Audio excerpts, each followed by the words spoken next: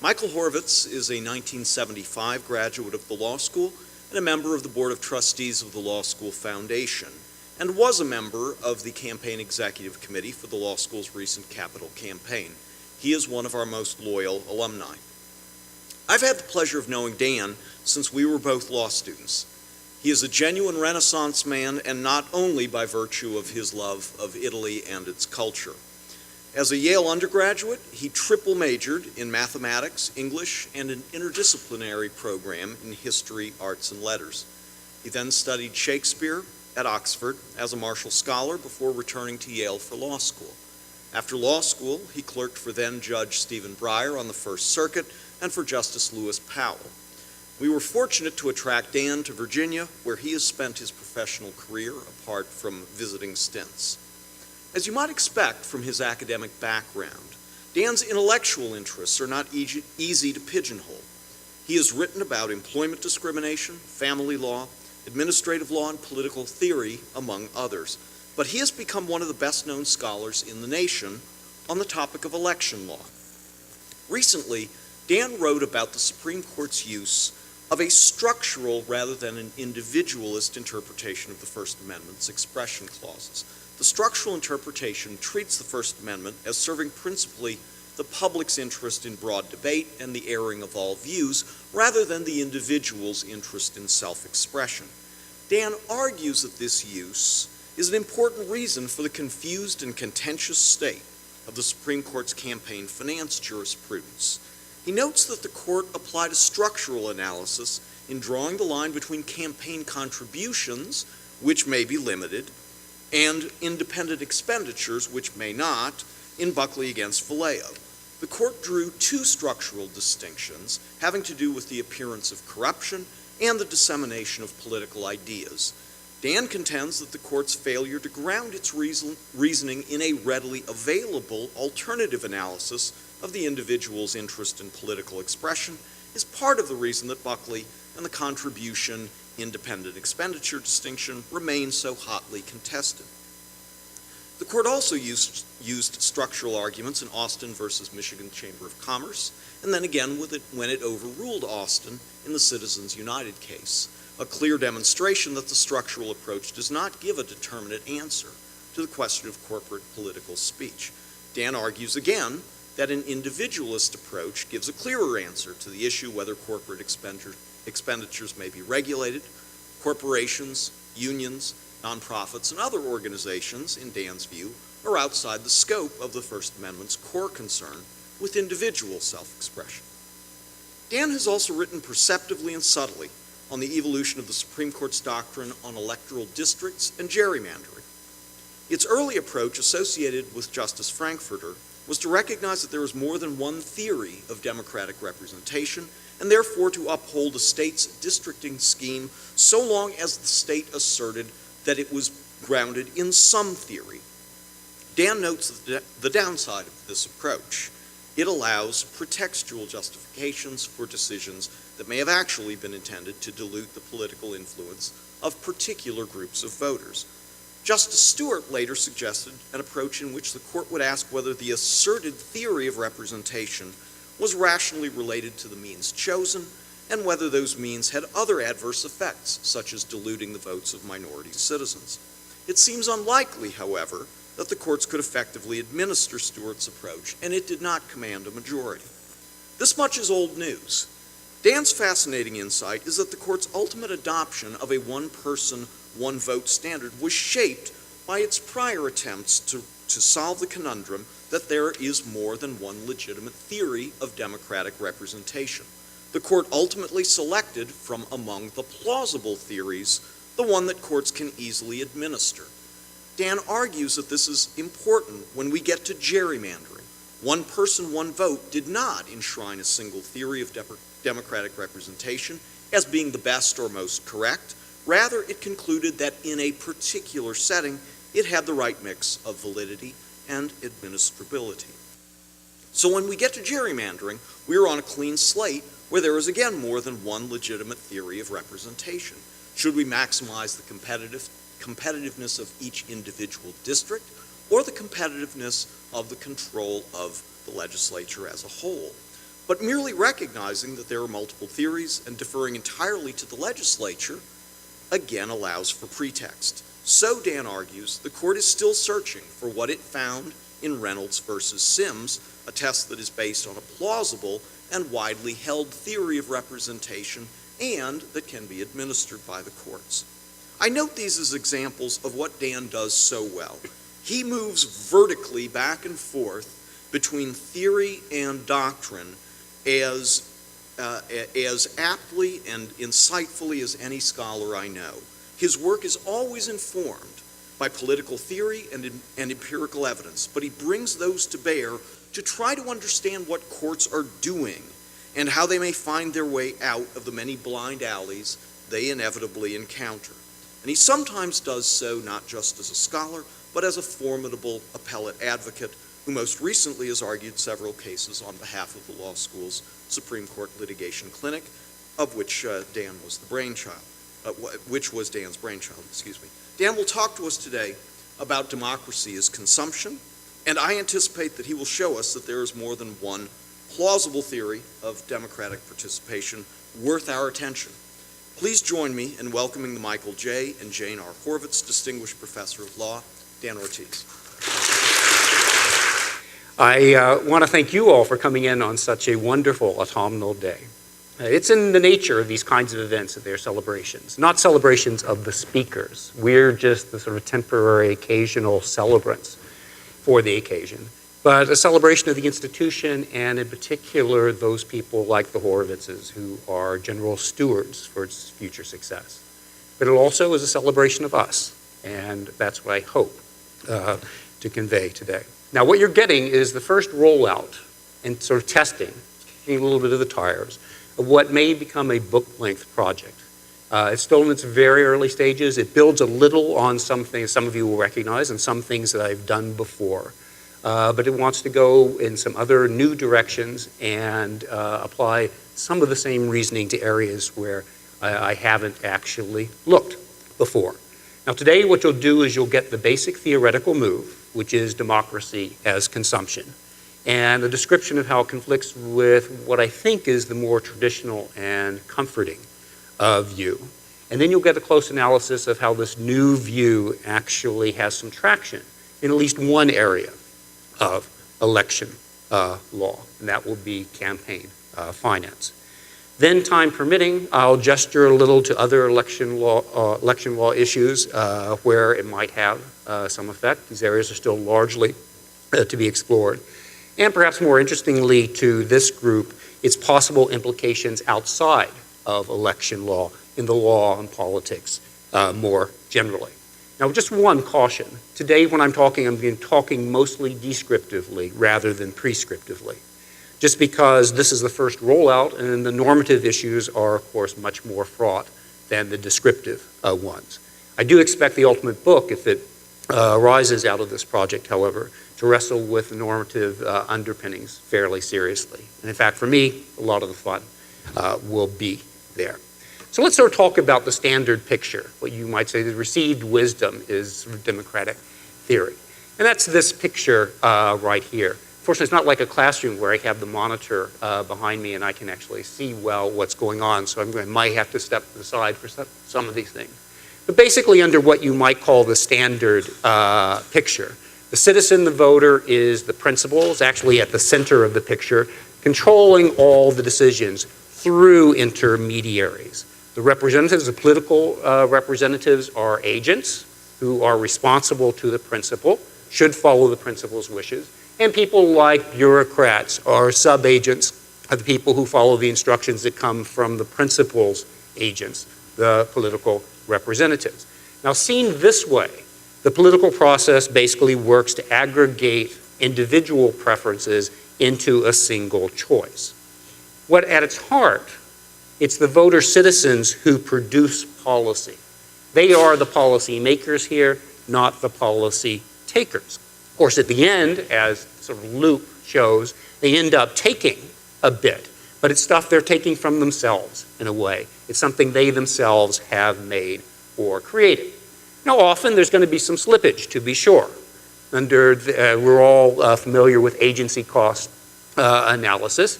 Sometimes the agents are going to slack. They're going to pursue their own self-interest at the expense of their principals. The principals are going to have to spend some time, some money monitoring the agents, time and money that they could better spend in directly productive activity, but has to be spent sort of superintending the behavior of the agents.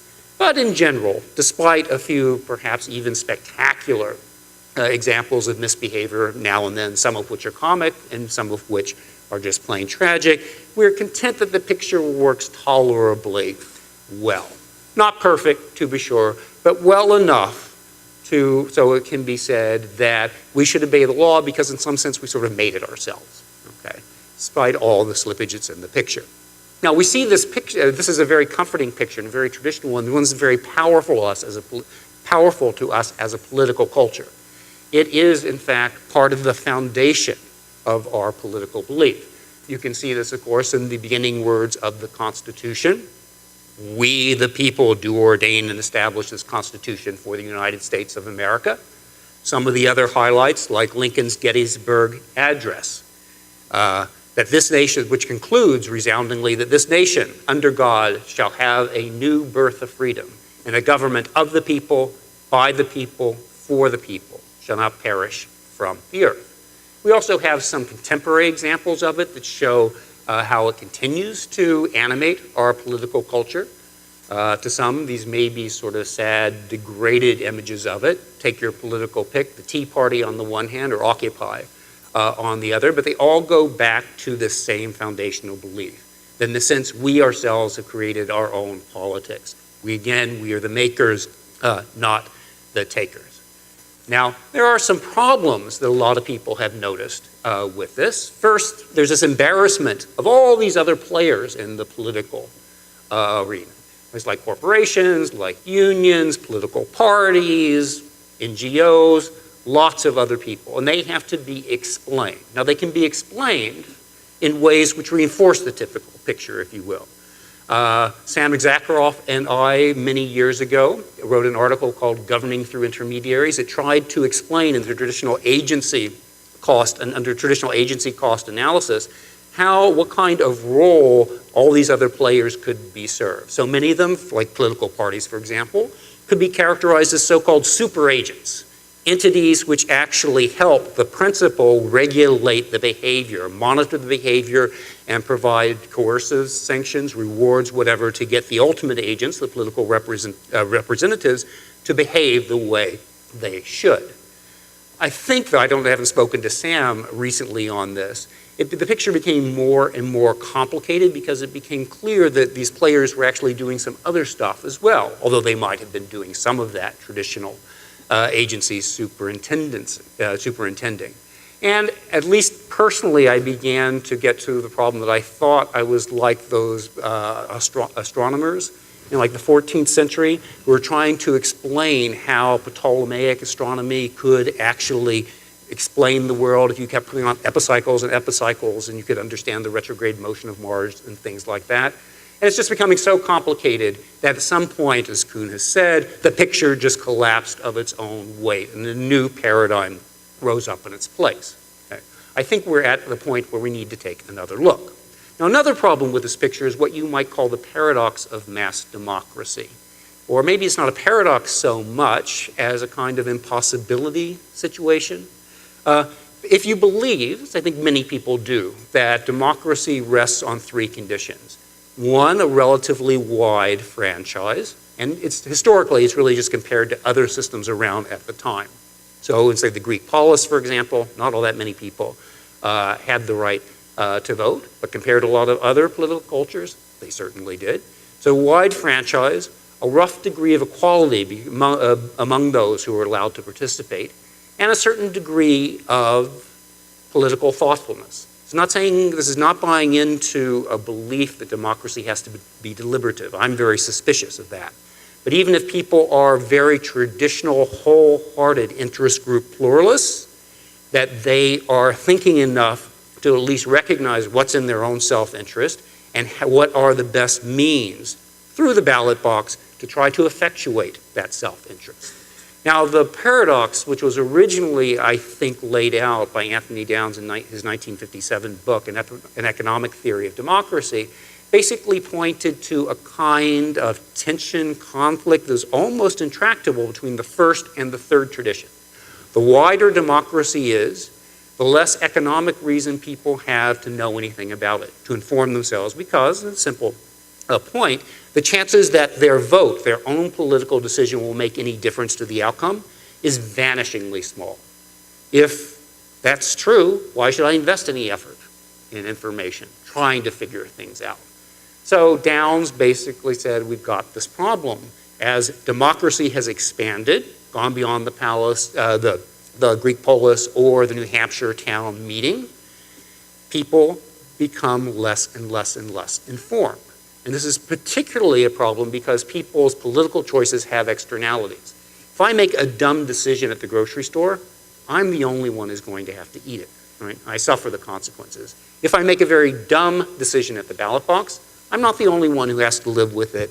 All the other people who live in the jurisdiction with me have to worry about it as well. Okay.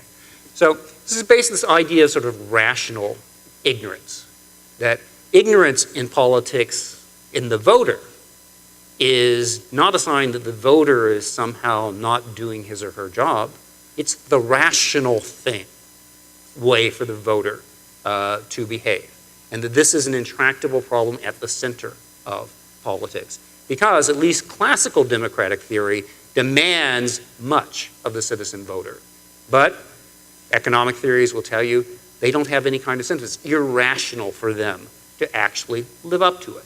So what point is just a central problem. Now, for example, try to give you some data here, since Paul so kindly argued that I like to work both between the empirical and the theoretical. Try to show you what the extent of this problem is. So this data is a little bit stale, but still about the best I could find. And it's trying to come up and find out how many Americans, what percentage of the American electorate, I believe this is voting age citizens, not necessarily registered voters, are able to answer some simple questions either about politics, institutions, or basic cultural knowledge that might be a proxy for knowing other kinds of things that you want to know in making astute political decisions. So maybe at this point we should sort of turn it over to Family Feud, a kind of Family Feud format. I was expecting an audience that was a little less longer than teeth. It's always wonderful to have my colleagues here. But I thought at this point it would be fun to sort of test the students. So, for example, a question was asked, and most of these come originally from the Roper organization. Basically, what is the Electoral College? To test Americans' understanding of what it is. And it turned out that 35% of the people could describe basically, this is not like exactly, how many votes each state gets or what happens if the presidential election is thrown into the House of Representatives. None of that stuff, just the basics. 35% recognized what it was and were able to give a kind of simple explanation of how it functioned. What is the length of a House term? People ask this, 30% answered correctly. When asked to name two branches, of government, what do you think? 27% of the citizenry basically answered correctly. Name two First Amendment rights. 20% answered correctly. And very bad news for those of you who are interested in either criminal procedure, due process, or property rights. When asked to name two Fifth Amendment rights, 2% of the populace was able to rise to the occasion. Okay? Now, let's not even talk about geography, although it's often been pointed out that geography is a kind of proxy for knowing just general things about your own culture. When asked to locate New York State on the map, 55% people could do it. Missouri, sorry, Paul, Only 45% could do it.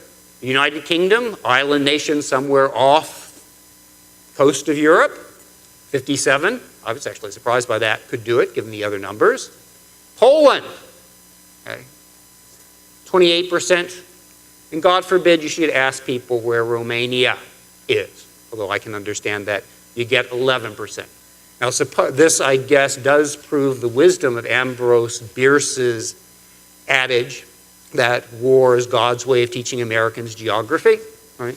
When you really care about something, you go find out about it. Although it was a little bit, I did look at one Roper survey from the summer and was surprised to find that surprisingly few people Americans could locate Egypt on a map after all the stuff that had been happening in Egypt. Now, when it comes to political knowledge, I want to sort of give you a baseline here, and actually here the age of this audience might help. Just establish some general baselines, so stuff you sort of think for trivial, so you can actually get an idea of where people sort of stand on sort of general knowledge about political figures and things like that, and then go to stuff that maybe is a little bit more substantive. The name of this is, and this is not testing you now, but this was a question that was from 1992, before the election, okay, between Clinton and George H.W. Bush. The name of George H.W. Bush's dog. First, does anyone remember? Millie, great. Okay, you got a gold star, Julia. What percent of the people, of Americans at the time, do you think knew Millie's name? 86%. The name of the television character criticized by Dan Quayle. You remember, Julia? Murphy Brown, okay. 89%. When asked, would Bush or Clinton work to end the death penalty? What do you think? What percentage of people answered that correctly? Slightly more substantive question. Oh, maybe only slightly. 60? Any other opinions? I won't cold call. You don't have to worry about that. 15%. Asked who would cut capital gains taxes? 5%. Okay. So, if nothing else, I want to suggest we might possibly have a little bit to worry about. Now, the interesting thing to me is that this is a problem that's been recognized from the beginning, in a way. Now, we always celebrate the founders. James Madison's name comes out, we pull out the pom-poms, stuff like that. But if you actually read the Federalist Papers, in particular, and some other writings at the time, although the terminology they used was a little bit different, they were actually critically concerned about this problem and went so far as to design our primary political institutions to address it. So, for example, in Federalist Number 10, which we all remember for other reasons, Madison actually talked a lot about the superiority of republics to democracies. You have to have representation because you have to have public opinion filtered through this lens of the opinion of people who actually are capable of understanding things. You have the Senate and the House of Representatives. Of course, the House of Representatives is supposed to represent popular will, but you wouldn't want that all by itself. You want a counterweight. The Senate, the sort of wiser sages to actually think differently about the same kind of issues. The Electoral College, well, God forbid that you should actually trust people on the street to vote directly for president. Can't have that. And of course, there was a lot of existing, what you might call existing political furniture, which was in the picture, which people relied on to address the same problem. Nowadays, many of them are distasteful, but at the time, property qualifications were thought of in large part as a way of making sure that the people who voted had the stake to actually care about things. Okay. Nowadays, people tend to have the response that what we should do is build voters up. If they fall short of the demands of classical democracy, we'll make them better, kind of thing. Educate them more, or during electoral campaigns, someone should just pay to push more information to them. Now, I'm very suspicious of these kinds of approaches because I think fundamentally they're misguided. They're not going to really do anything. Because at bottom, if you believe what the explanation of the problem, it's a demand, not a supply problem. It's not that people are making all these, are politically ignorant because the information isn't available. It's because it doesn't make sense for them to invest any time and effort in finding it out. And just throwing more information at people isn't going to make that better. In fact, if anything, it might make it worse just by confusing them even more. Now, a lot of other people have tried to respond by saying, well, this is all true, okay? But be happy, don't worry. Low information voting is good enough. Voters can follow simple cues. Who's a Democrat, who's a Republican, that kind of thing. Well enough to maintain the traditional picture. Or even if they can't do that very well, voters can make decisions retrospectively. They're unhappy, they can punish by throwing particular bums out and putting new bums in. And that politicians will, their agents, will internalize that threat when they're making decisions, so they'll constantly be under the leash of voters. And that will operate to make sure the whole thing works. But in the face of the degree of political ignorance, you wonder if that's really true. For example, for the retrospective voting business to work, voters must have a pretty good idea of who's responsible. But it's often, if you look at these other political surveys, except in very unusual times, voters will have very little awareness of, say, who's in control of the Senate or the House of Representatives. Okay? Now, literally the last few weeks may be atypical, but in general, that's true. Okay? Now, what I want to put forward is this different picture, this different model, which is democracy as consumption. The old paradigm is democracy as production. People are makers, the voters are making the policy. I want to invert that picture and see how well, since this is mostly a descriptive talk right now, how well it describes bits of the legal framework. So under this democracy as consumption picture, it's a little bit hybrid, but basically we embrace the traditional picture as much as we can. Meaning when we see it, when people are really doing things, participating in politics, thinking about politics, we applaud and push them on, say more and more and more. Then, when we're beyond that, we economize on voter attention as much as possible. We recognize that it only makes so much sense for them to worry so much, and we try to redesign political choices, the political structures, to economize on the amount of attention that we actually have. And then after that, we don't quite throw up our hands, but we admit we can only do so much, and then we try hard to make people better consumers. Okay. Now, campaign finance, I want to explain the campaign finance architecture. Well, let me talk about some of the difficulties first about this new picture and why it may bother people. Notice what it does. Although it holds on to a little bit of the standard paradigm, it actually restructures, it tries to restructure political decision making so that people will pay more attention. There's a cost to that, however.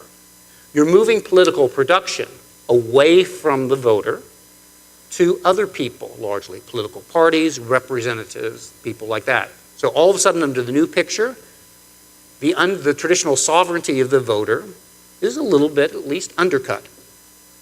The agents, the people who were meant to serve before, now in an odd way, become the producers, right? And the people who were meant to be served, the producers, now become the consumers. So all the parts of the picture are completely rejumbled, and the person who is at the center, the voter, is now, in a sense, at the margin. The real the real action is somewhere else. So, and what the people who were policymakers have, in some sense, become policy takers. Now, and imagine how frightening this will be to some, just if I had retitled the talk, instead of democracy as consumption, something like democracy as shopping, right? Can't have that. It's insulting to people. But beyond its being insulting, it's troubling for a very different reason, in that the traditional legitimation story becomes difficult and somewhat uncertain. No longer can we say to ourselves, I am bound to follow the law because in some sense I made it. Now we have to say, well, I'm bound to follow the law because something like the invisible hand of the market told me, arrived there, and told me this was right. That's troubling. And actually, when this goes more normative, that's a bit I'm really, really, really dying to explore. Okay. Now, Let's actually talk about one piece of one area of law which I spent a little bit of time with and probably many people know a little bit about, campaign finance, and try to talk about how it, I think, exhibits, or at least at one time, exhibited some of the characteristics of democracy as consumption. Again, this is a descriptive move. So, for example, look at the central architecture of American campaign finance regulation on a federal level before Citizens United. Basically, there's a distinction between giving money versus giving personal time and energy. This bothered a lot of people. Someone like Rupert Murdoch could say, well, why can Barbara Streisand give all of her talent, have a concert for someone, and I'm a bad singer, but I can give the same amount of money. Why can't I do that? Why is she allowed to participate and I'm not? And people really didn't have a very good answer to that. You'll say, well, in the end, she's participating to raise money for the party or the candidate or whatever. Why is that different? This was thought to be a powerful criticism in many people's minds of the existing campaign finance regime. But, again, a pretty central and undisturbed part of it. Another bit is this thing that Paul talked about and introduced to me, the distinction between contributions and independent expenditures. People said money is money. What's the difference between my contributing something, giving money over to someone else for them to decide how to use, rather than spending that money myself directly on something? Third, there was the disclosure was often required for what you might call impersonal spending. If I give money to someone, or if I'm just sort of spending it even my own behalf for an ad for a political candidate. But the law was much more protective of what you might call direct personal spending. Someone on a local level paying for handbills to distribute to people before a school board election. Okay? And there's a case McIntyre said, no, the government can't require disclosure there. And then people said, well, you said in McIntyre you can't require disclosure. Some of the same reasons would seem to apply to this other stuff. And the court say, no, that's different, without ever really well explaining why. Also, it was clear, although corporations could be regulated in ways that individuals couldn't, corporations, for example, were banned from contributing to candidates and banned from making express advocacy on candidates' behalf, that media corporations were cut some slack. And in particular, their press and editorial functions were pretty much exempt. So the New York Times could spend money to run an editorial saying, vote for one candidate or another, but GM really couldn't. Okay. And then in BICRA, the Bipartisan Campaign Reform Act of 2002, so-called McCain-Feingold, there was another innovation put in, which I think disturbed a lot of people, was struck down in Citizens United. In fact, was a central thing that was struck down in Citizens United, which I think you can also explain in terms of this typology.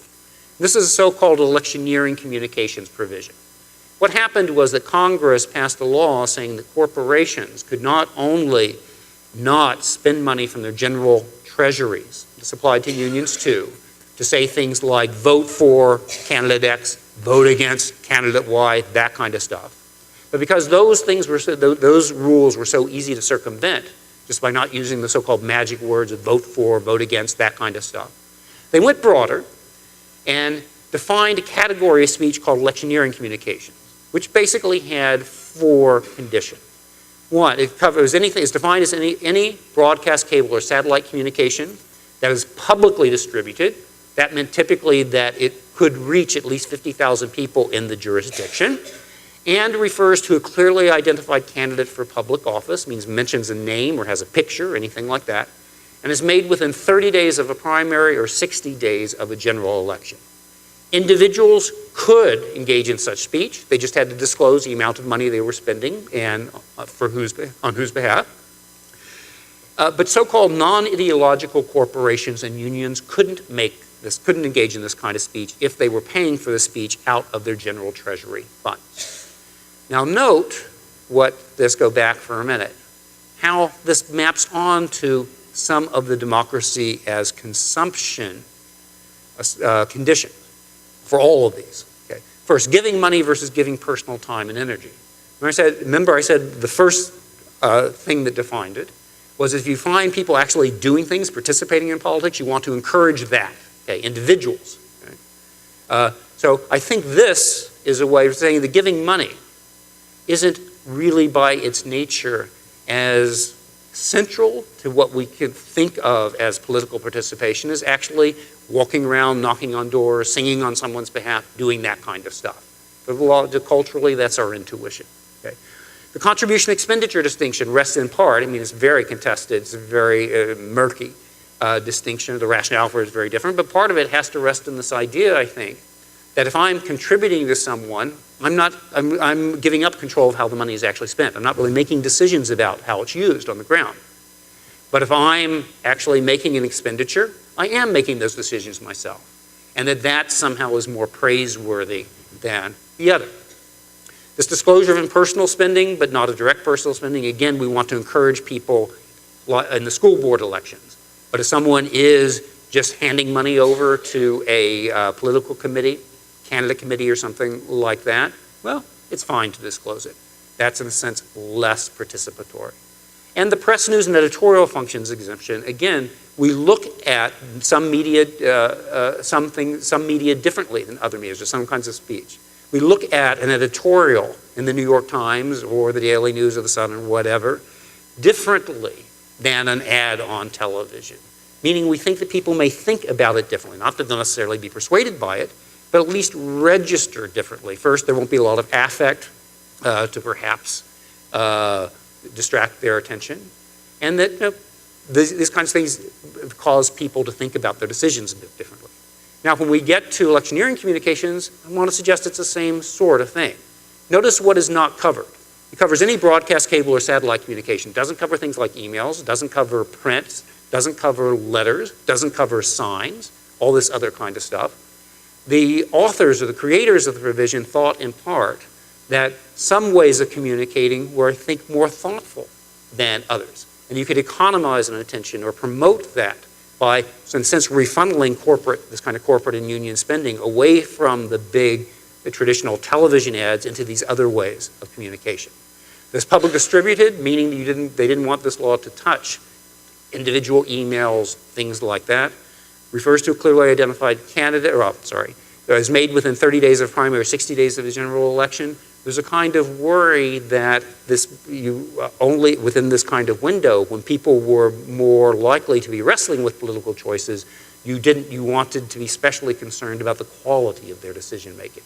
So again, I want to suggest this actually fits a little bit of the picture of what was going on under democracy as consumption. Now, Citizens United, big case, everyone's heard of it. Only a few things you need to know about why what it was doing was an issue. Citizens United was an ideological corporation, so by itself, it wouldn't actually have been covered by the communications, the electioneering communications provision. But it accepted contributions from regular business corporations, and that brought it under coverage. Now, Citizens United released this video, 90-minute video, Hillary the movie in theaters and on DVD, and also wanted to make it available as well through video on demand. Now note that releasing this thing in theaters caused no problem under the statute, because that wasn't satellite, cable, television broadcast, and DVD didn't cause any problem. The only thing that caused a problem was this video on demand, which interestingly, and this was a problem with the statute, I think wasn't even thought about by the people who wrote this part of McCain-Feingold, because technology then was such that it wasn't, this is such a minor part of the picture that no one was concerned. Now, Citizens United wanted this video and some ads for it to be available within 30 days of primary elections through all these 3 channels of distribution. But again, it was only the video on demand that was problematic at all under the statute. Okay. So, Hillary Clinton running against the guy who's now president in 2008 in the Democratic primary, and this was the video. Senator Clinton is claiming basically the entire 8 years of the Clinton presidency as her own, except for the stuff that didn't work out, in which case she says she has nothing to do with it. She makes herself sound like she has diplomatic experience, like she has managerial experience, as if she has policy development experience. She doesn't have any of those things. She does not answer questions straight out. I did not say that it should be done. You said yes. No. You thought it made sense to do it. No, I didn't, Chris. But the point is, what are we going to do with all these illegal immigrants? Unless I missed something, Senator Clinton said two different things in the course of about 2 minutes. She's driven by the power. She's driven to get the power. That is the driving force in her life. She is steeped in controversy, steeped in sleaze. That's why they don't want us to look at her record. Well, I think it's worth remembering, after her healthcare fiasco, the Clinton team put us aside. I mean, certainly you have to ask whether or not she's learned a lot from that experience. It was a failure. She knows it was a failure. It was a very embarrassing failure for her. She's a person who's struggling herself with figuring out who she is, or more importantly, how she wants to present herself to the American public. She's deceitful. She'll make up any story, lie about anything, as long as it serves her purpose of the moment. And the American people are going to catch on to it. I can't think of any other politician in history who has shown such a disrespect and a contempt for the Constitution and the rule of law as Hillary. And I represented Richard Nixon's best friend, and I knew Richard Nixon. And I'll tell you something, she's no Richard Nixon, she's worse. Ruthless, vindictive, venal, sneaky, ideological, intolerant. liar is a good one. Scares the hell out of me. I am sick and tired of people who say that if you debate and you disagree with this administration, somehow you're not patriotic, and we should stand up and say, we are Americans and we have a right to debate and disagree with any administration.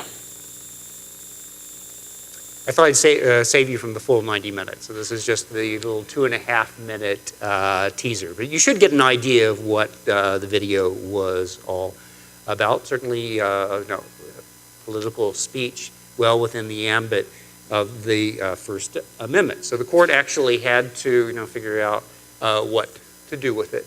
And it made several moves which very quickly made it clear that corporations were to be treated pretty much as individuals here.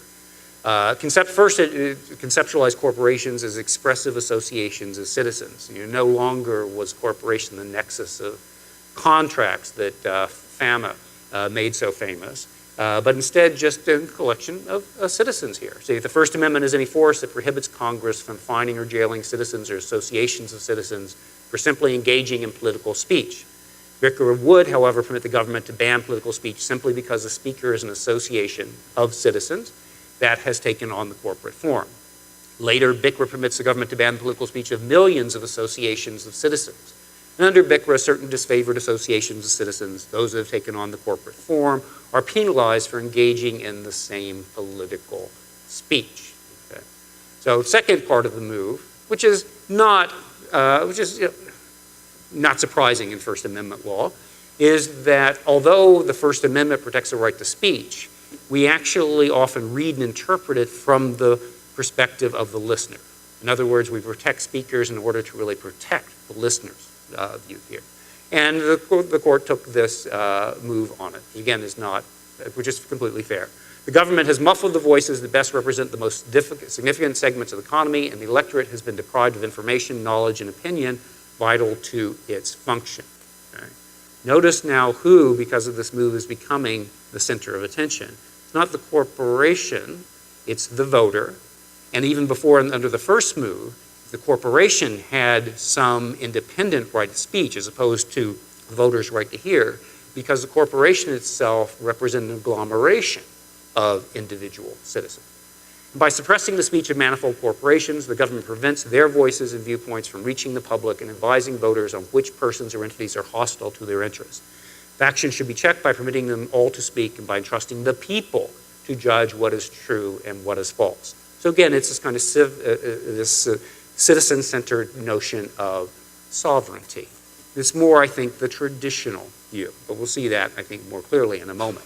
So what's left doctrinally in this area? Citizens United formally upholds the contribution independent expenditure distinction, but allows corporations and unions to make expenditures basically on the same basis that individuals can. CU abolishes the press exemption as a constitutional matter by saying all corporations have to be treated the same. It's kind of equal protection rationale. You can't treat the New York Times differently than General Motors.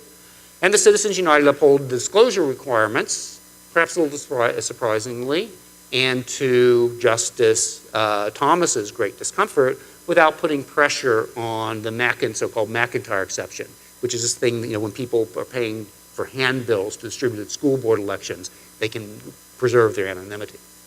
Now, think whether these views are production or consumption. I think fairly clearly that what you sort of see in Citizens United is a move away from the regime before, which was, to my mind at least, this democracy as consumption model, or more in harmony with it, back to the more traditional view.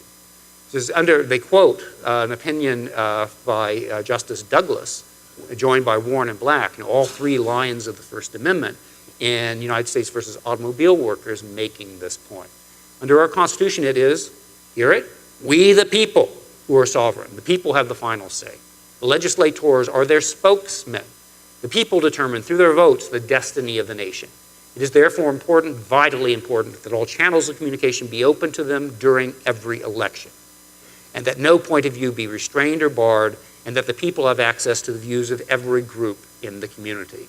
Again, a refocusing or a shift back in focus on the citizen voter as the producer of all the policy. And of course, as always true, Scalia says it better. Unfortunately, he didn't say it in Citizens United. He said it in an earlier opinion, which the court overruled in Citizens United, which is Austin versus Michigan Chamber of Commerce. There he said, and you can sort of see the flags waving, the premise of our system is that there's no such thing as too much speech, that the people are not foolish but intelligent, and will separate the wheat from the chaff. As conceded in Lincoln's aphorism about fooling all the people some of the time, that premise will not invariably accord with reality, but will assuredly do so much more frequently than the premise that the court today embraces, that a healthy democratic system can survive the legislative power to prescribe how much political speech is too much, who may speak and who may not. Again, this kind of very strong reaffirmation of this view that the citizen is in the center calling all the shots. Interestingly, that's almost unchallengeable as a bit of sort of First Amendment sort of myth or story. But Justice Stevens, this is one of the few times I've actually seen this in a Supreme Court opinion, actually comes out and tries to attack that very self-flattering story of the voter.